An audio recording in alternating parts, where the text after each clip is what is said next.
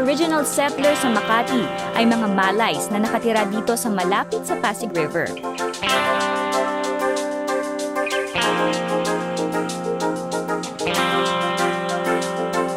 Pero kung titingnang mabuti sa larawang ito, magaganda at matataas na bahay na ang nakatayo sa dating swampland. Napakalaki ng pinagbago nito. Lugar na kasi ito ng maraming subdivisions ngayon.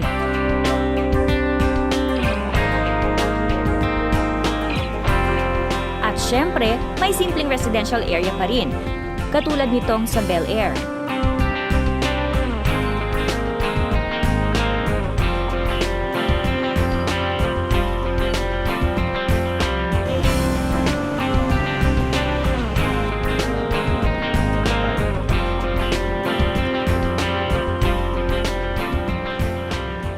Yung sa kasalukuyan nakikita mo na Forbes Park, Dasmariñas Village na yan, nung araw wala yan. Yan gubat na gubat nung araw yan.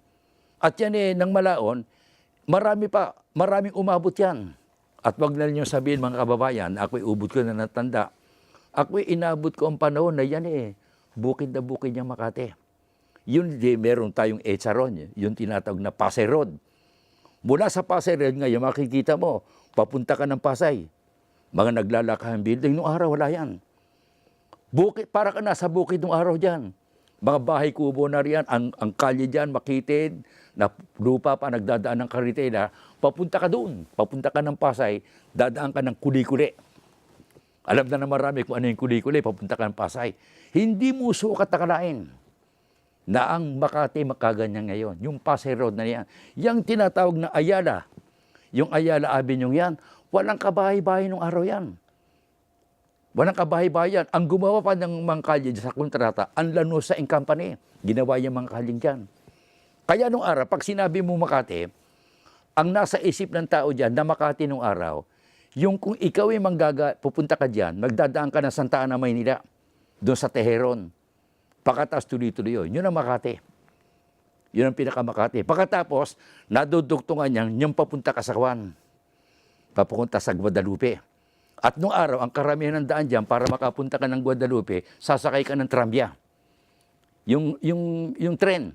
Yung tren yun, nagdadaan sa Heran, pagkatapos sa Pasig Line na tinatawag. Yung Pasig Line na yun, ayun, dadaan dyan. Tuloy-tuloy ka ron. Pero ngayon, ang laki ng inunlad na Makati. At ang Makati ngayon, makikita mo, sunod-sunod ang pag-unlad dyan, kaya naging financial capital of the Philippines yan, naroon lahat ng klaseng negosyo. Naroon ang stock exchange, naroon ang iba't mga malalaking hotel. Ngayon, malaki pa ang iunlad ng Makati. Ganyan ang kalagay ng Makati ngayon.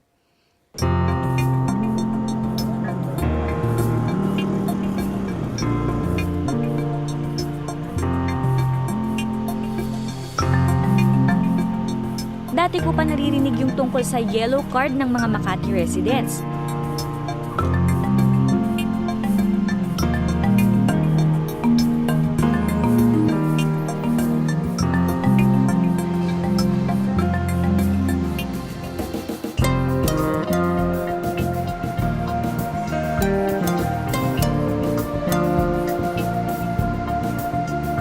Maging ang ibang bansa pala ay kinilala ang sistemang yellow card ng Makati.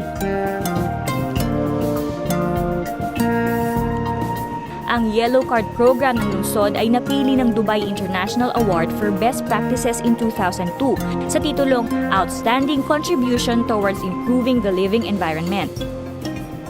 Tinutulungan ng Yellow Card program ang mga kapuspalad na makapagpagamot ng halos libre.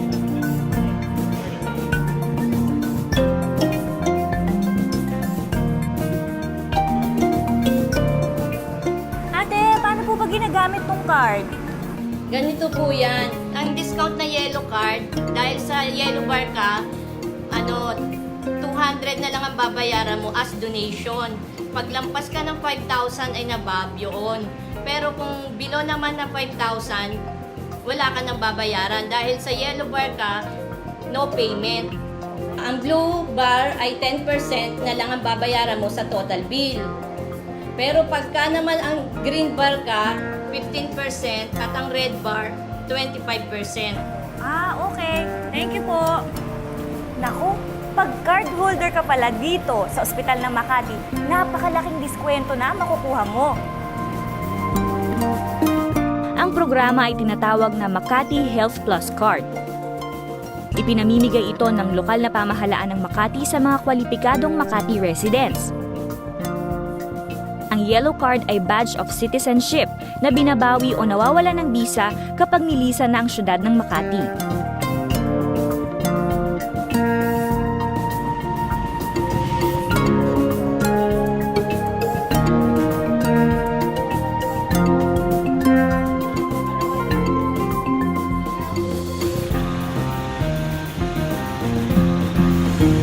Kasama ko ngayon ang Elderly Welfare Section ng Makati Social Welfare Department.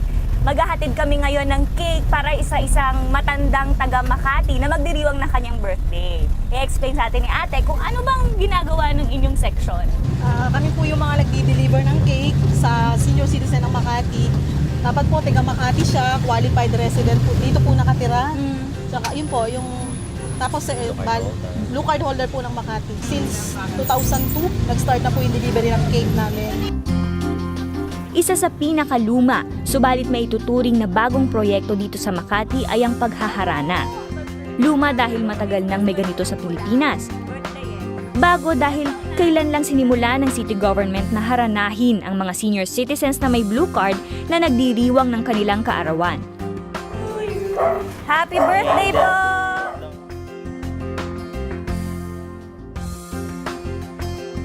Ayan!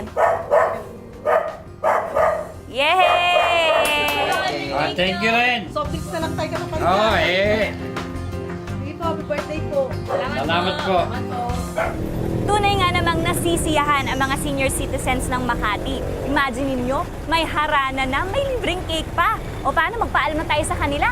Napakarami pa nilang ide-deliver. Bye!